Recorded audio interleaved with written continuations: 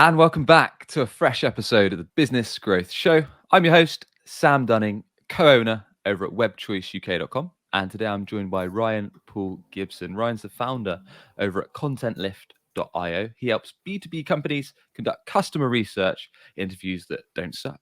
Ryan, welcome to the show, sir. How you doing? Thanks for having me. I'm happy to be here.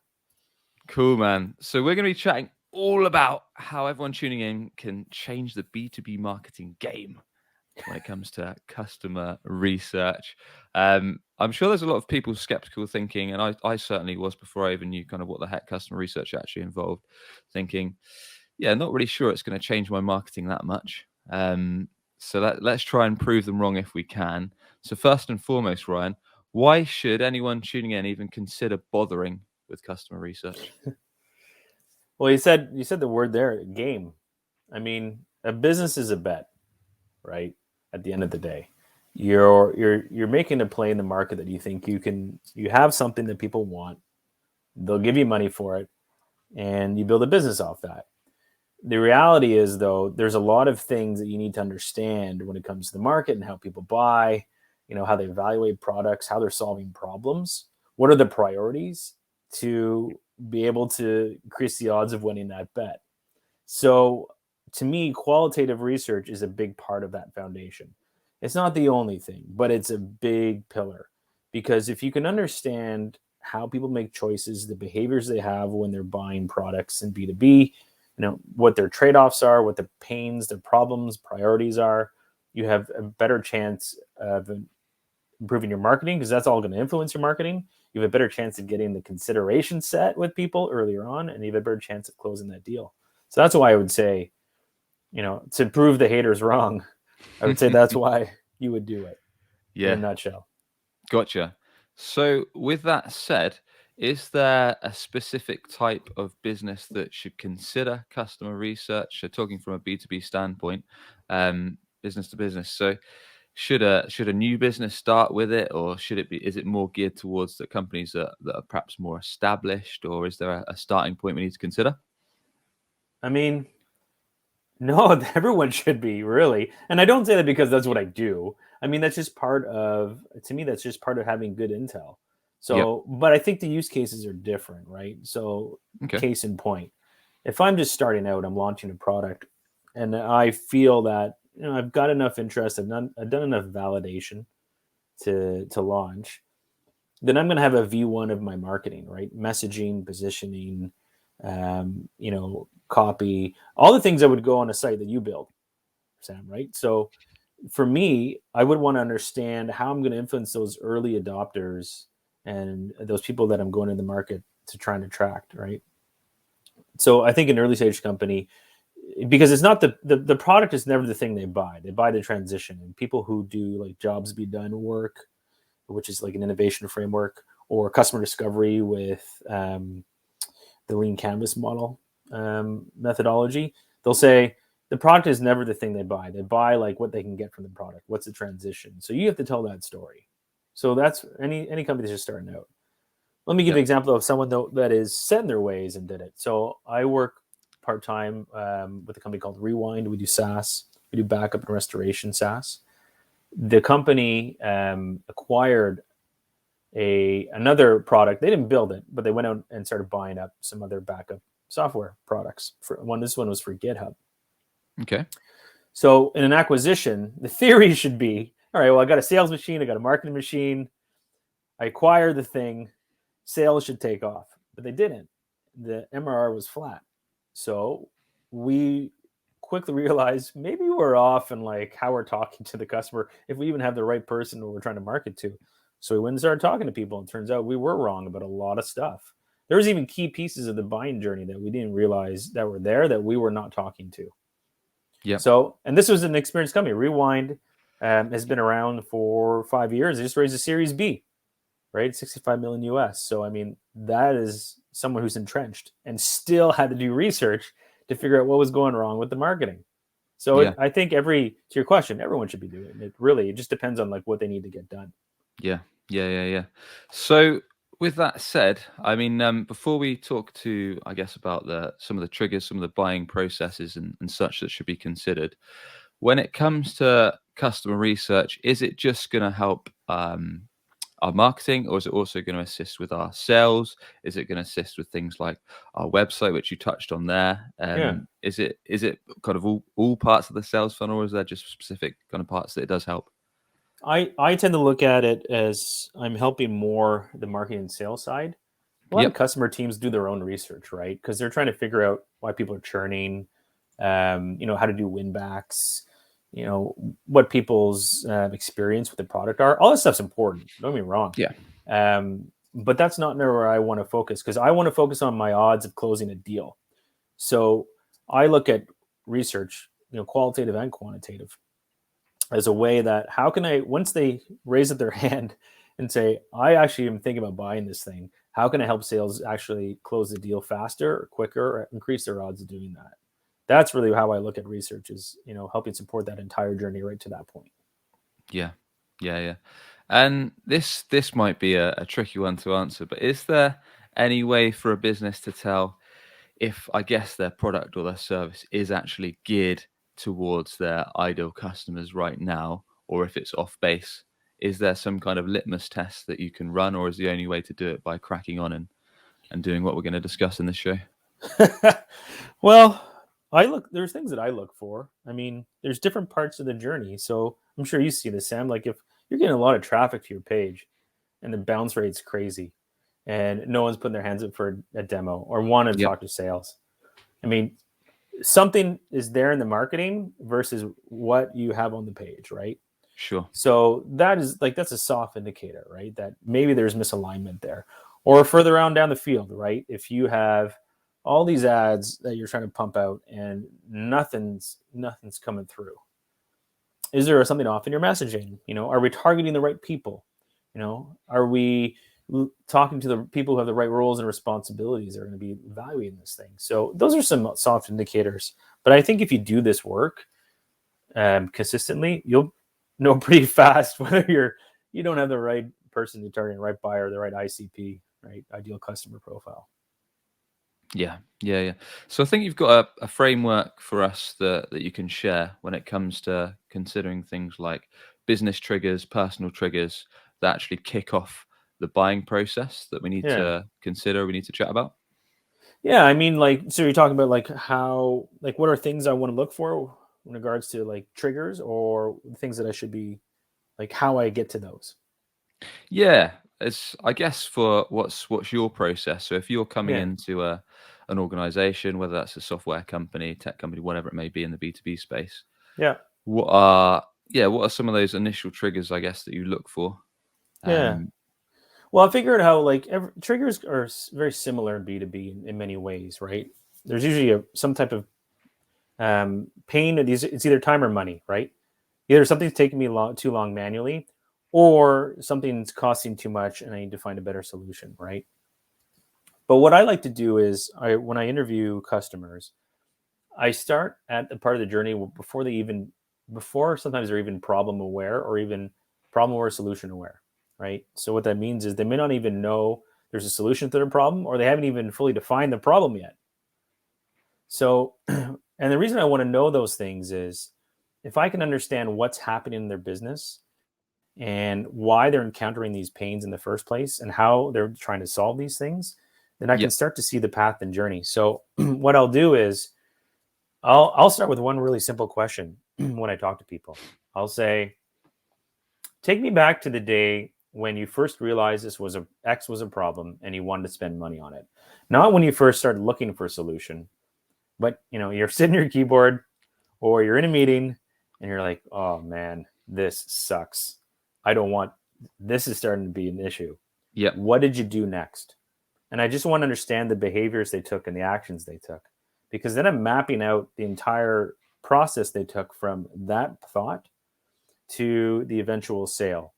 Some people call it like a journey to purchase, a timeline to purchase. Some people call it that, or buying journey. I call it buying story because I'm a gotcha. marketer. So, but it's all the same thing. What is each step they took along the way from realizing, all right, it's time to address this thing because what we got ain't working, Yep. to, okay, this looks like it's the solution for me. Here's my credit card. Or Yeah. Send me an invoice. And to clarify, this is to existing customers of the company, so people that are already doing business with them. Yeah, existing customers. I try to talk to people that just closed. Okay. That's typically the easiest. They're the easiest to jog their memory and their recall. Right. Humans are really bad at describing things right from recall. So if I ask you a direct question about like why you did that, it's really hard for you to answer within depth and within like great detail. But if I start taking you through a journey, like a story of, so when this happened, what did you do next? The brain actually starts to really reach back into the depths and say, you know what? Oh, this happened. And then this happened. I see it when I interview people. Sometimes I'll be talking for 20 minutes and they'll shut down the interview and say, wait a second, I forgot something. I just remembered there was this thing that happened. And it's really important that you know that. Yeah. And it's a really fascinating thing to talk to. So yeah, I talk to existing customers. I will talk to, though, sometimes people who are not a customer, because I also want to see what's going on in their lives. Because the theory should be that if I have a problem that solves one key thing, then I will see patterns regardless of whether they're a customer of mine or not, if I'm targeting someone based on key things we want to solve for them. Yeah. Yeah. And is there any advice perhaps for businesses? I guess two parts to this question. Is there any advice for businesses that maybe have a limited number of customers because they're a startup or they're quite new? And at the same note, for maybe larger companies, is there an ideal sample size that you should look to, i.e., you need to interview X amount of people because that's the ideal number? Yeah, I mean, it's different in every company. I get that one a lot. Other researchers get that one a lot too.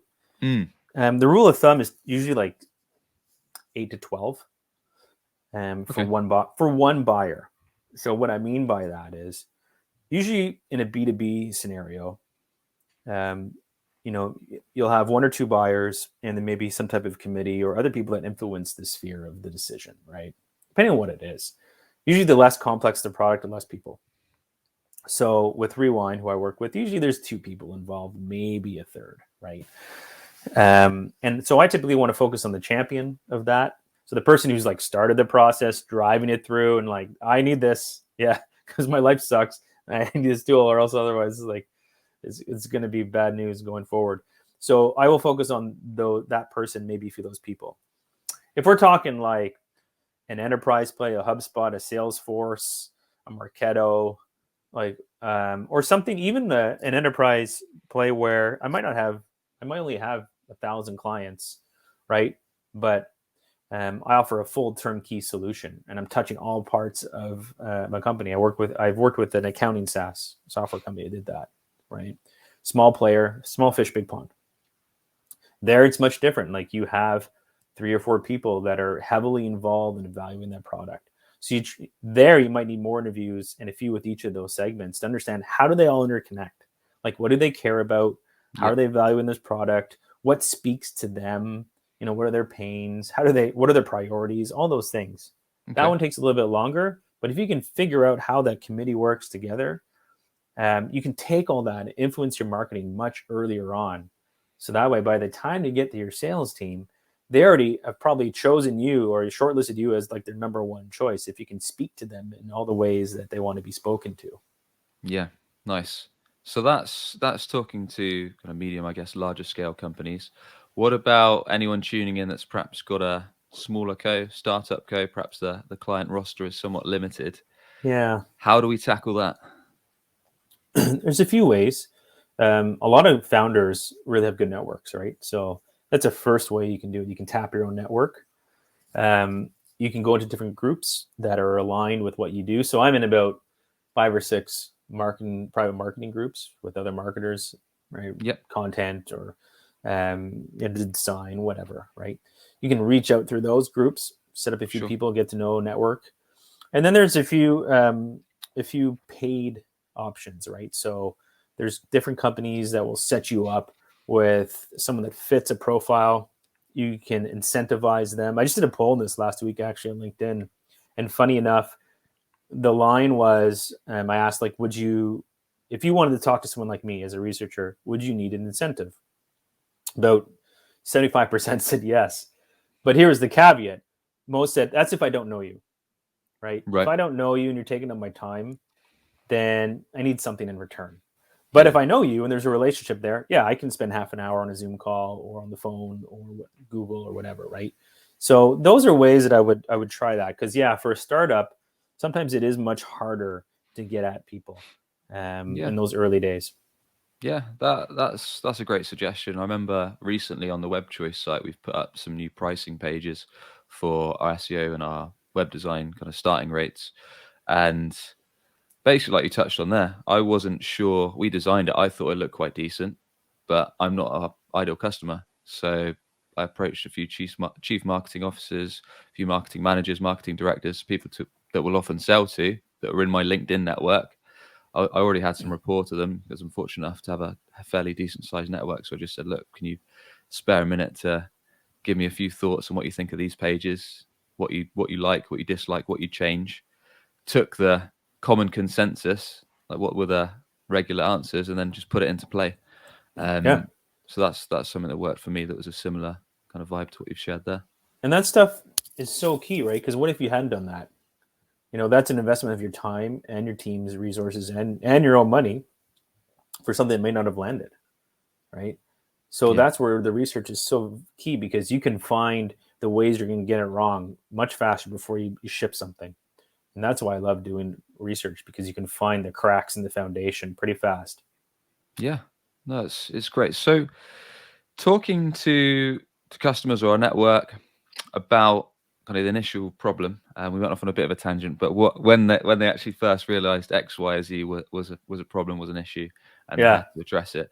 Let's dig a bit deeper into kind of what follows next, or what are the next steps after we've done that in the interview process.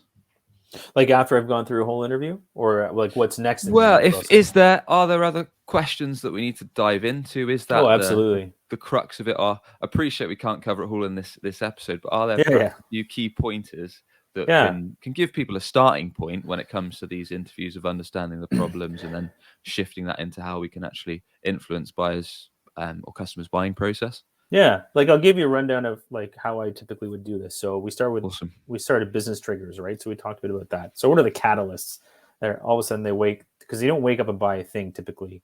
There's a series of events that happen that is a tipping of the scales. Sure. So then I also want to think about find out how they research, right?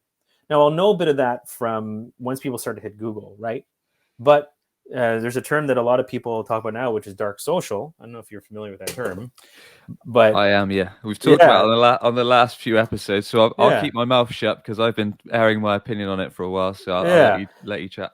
So whether you believe that's a thing or not, it doesn't matter, because a lot of that interaction of the buying process has existed for decades, right? I was a B2B buyer before the internet, so I did go to peers and went to conferences, and I looked for ways to evaluate products before I even started talking to sales teams, right? So I want to understand that part of it. I want to know what happens way before they hit a website. Like, how are they researching, right? So that whole process of research.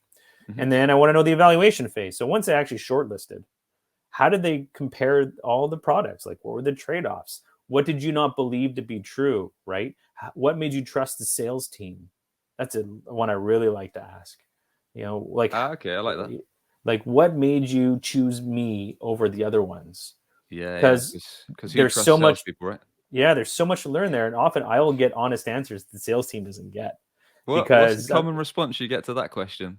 A lot of it, most of it, honestly, Sam, is they just knew me best. They understood me the best. They listened.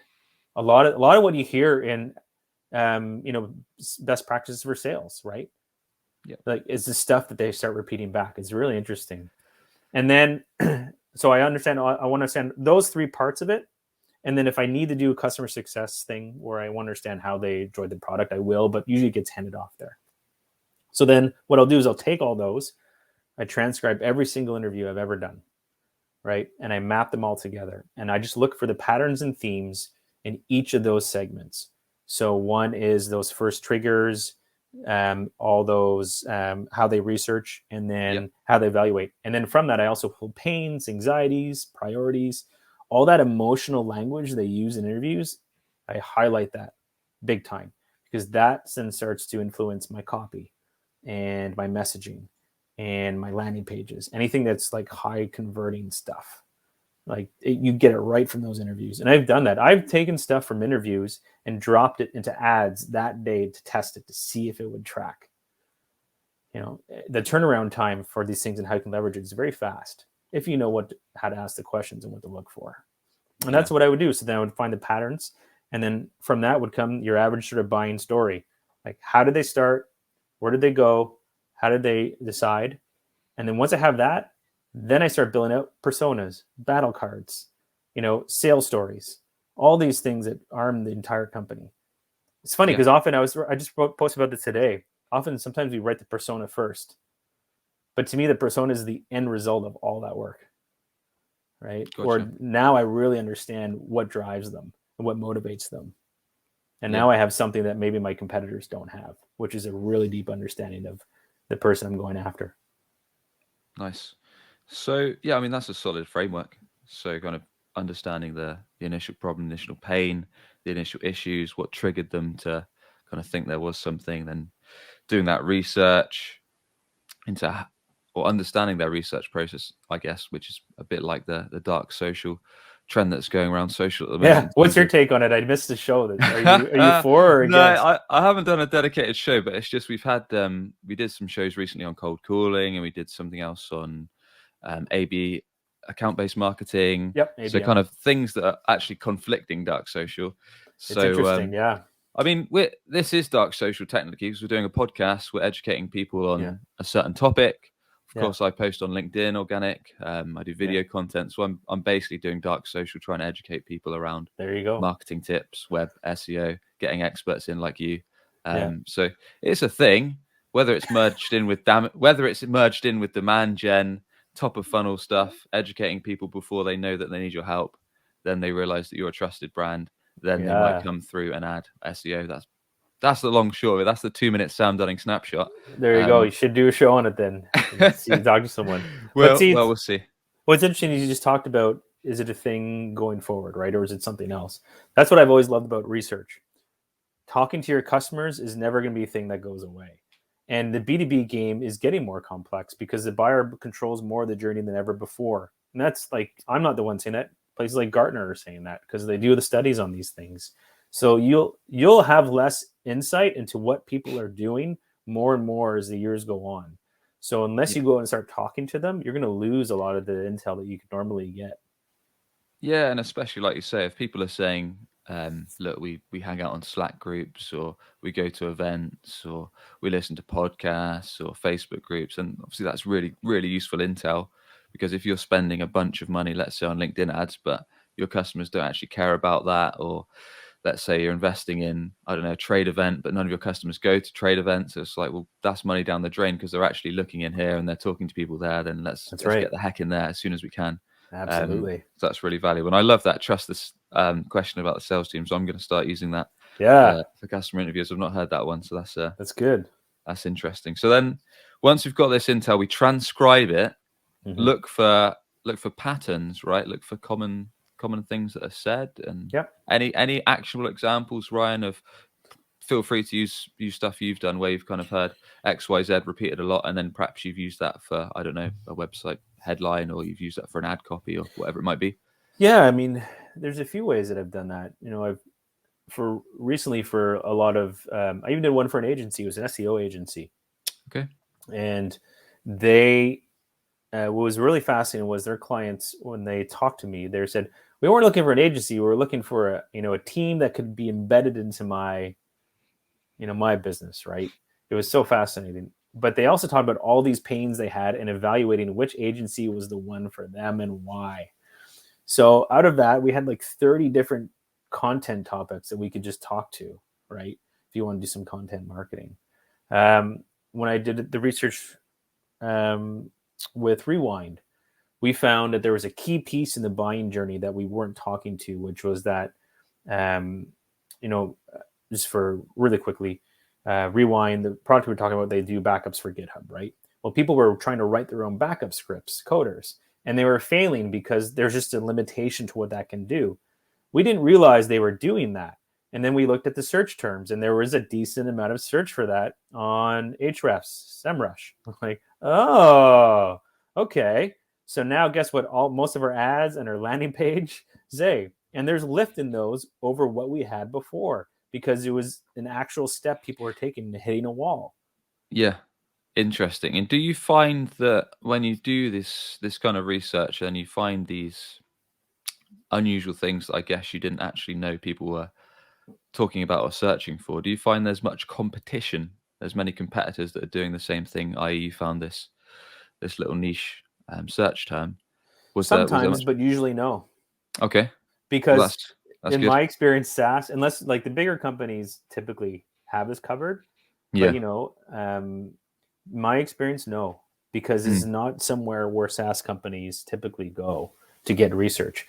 And this has just been my experience anecdotally, but most talk to customers about feature sets and why they churned, trying to win them back. And those are great. Those are great conversations, but that doesn't actually help marketing. It doesn't help understanding how I'm going to influence people when they're starting their journey all the way up to when the sales team has to talk to them. Yeah. Yeah. And are there any other ways that we can, I guess, on the note of influencing, are there any other ways that we can put this research into play to really influence our buyers that I guess we understand their problem, we've got the solution to solve it, Mm-hmm. and we are a team, a product, a service that you can actually trust. Yeah, I mean, so I think content's the big one, right? I think that's the one miss because a lot of times what we'll do is we will focus our efforts around a keyword, right? And we might not even know the intent, but I can even recently with this rewind research, there was 12 areas of content themes and topics that we highlighted that were all part of the buying journey that people either wanted to be educated about, Right. understand more, or was a blocker to their sale or to their purchase. So I can use all these things now to influence that entire journey along the way. But you won't see maybe a lot of search for these terms because that's not what people are searching for in Google, these things. So I hope that answers the question, but I mean, that's where I would look to because I'm going to get copy. I'm going to get landing page ideas. I might even get a few new product ideas. Like one we want to test out was a calculator for X. Calculators and audit things or audit frameworks are really good for getting people in and getting an email and engaging in a conversation. So there's all these ideas that can come out of the research based on how people are getting stuck in the journey and you can help assist them, right? That's what I do. You sort of have to read between the lines a little bit, but most stuff is pretty apparent. Yeah, and I suppose it helps companies that a lot of companies, especially going back to SEO ranking on Google organically, they're in a habit of putting out blog articles, different bits and pieces of content to try and rank on Google, but they're perhaps guessing what questions their buyers are searching for or doing it on topics that they think are relevant and helpful, when all you really need to do is speak to a bunch of your customers, find Yeah. out kind of what the problem was they had, or what they need to know, or what's important to them. I guess you Yeah. can just craft a bunch of copy, whether that is written articles, whether that's video format, whether that's podcasting like we're doing now, and you Mm-hmm. know it's going to it's going to hit home. It's actually Mm-hmm. going to be a value, whether Yeah. that's educational or entertainment, and of use to your target customers. Yeah. I mean, there's all sorts of things you can do with this research, right? That you might not even be aware of yet. I'm just getting started with some of this stuff, right? I'm building out a whole new thought leadership package for Rewind about what they mean, what they do, and what it means to the future in the context of these people's lives. Because if I don't know exactly like the problems they have in their business and how they solve the pains they have, then even my thought leadership of how I'm say this is where the world is going isn't going to make sense to them, or even they're not even going to care about it. So I need to know all those things before I even put one keystroke down. Otherwise, I could Yeah, just be wasting my time and money. yeah, that's smart. And I know I'm a common thief when it comes to stealing customer questions. So if I get questions when I'm doing sales calls, when I'm calling leads, or whether it's through LinkedIn, whether it's email, quite often I think, well, that's going to be a great post for today on LinkedIn. I can Oh, just jot down absolutely. this question, and that'll be my daily post, or I'll put it on my weekly email, or whatever it may be. Because I know if a few customers have got that questions, or a few prospects have got that question for me, it's probably going to resonate with a few other people too, right? Oh, absolutely. I mean, it's funny. The FAQ sections a lot of times are just made up, right? That's the Mm, one thing I think we don't talk about as marketers. We're like, what do we think they're going to ask us? And we just like write them down on the website. You actually should use questions they're asking, whether they're tied to the product or they're in the vicinity of the product, right? Yeah. Because that's, if they're asking it on their path to you, there's some way that it has importance in you using that question, trying to answer it. Yeah. Makes sense. Cool. Any final notes, Ryan, before everyone tuning in tries to run their own interviews and starts putting this into play? Yeah. Any other considerations you should think about before jumping straight in at the deep end? Have an objective, right? I'm with this. I'm running this right now. I'm working with a client because I do a lot of coaching on this now, and they wanted to do a combination of like content plus research. So they're trying to do like a thought leadership piece to interview executives, but then also research the buying journey. You can't do both. It's too hard because they're different. The purpose of the conversations are different. Or, for like I mentioned before, are you trying to understand more about how people are enjoying the product?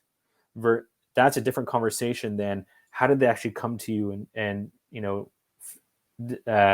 understand if they wanted to purchase your product in the first place. Those are different conversations, and you'd be really surprised how you can eat up 30 to 40 minutes just focusing on one piece of the buying journey.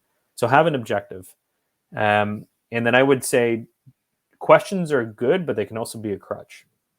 Right. Because often what we do is when we're in an interview, we focus on asking the next question, and we don't always actively listen to what people are saying. Not you, Sam. I mean, you're an experienced podcaster now, so I mean, you know what you're doing. But I mean, if we're not used to interviewing people, we can be and you're just looking at the next question, and then you forget to actually actively listen to what it is, because they might say something that you pick up on, and it's there's so much depth to it that you need to sort of understand that more.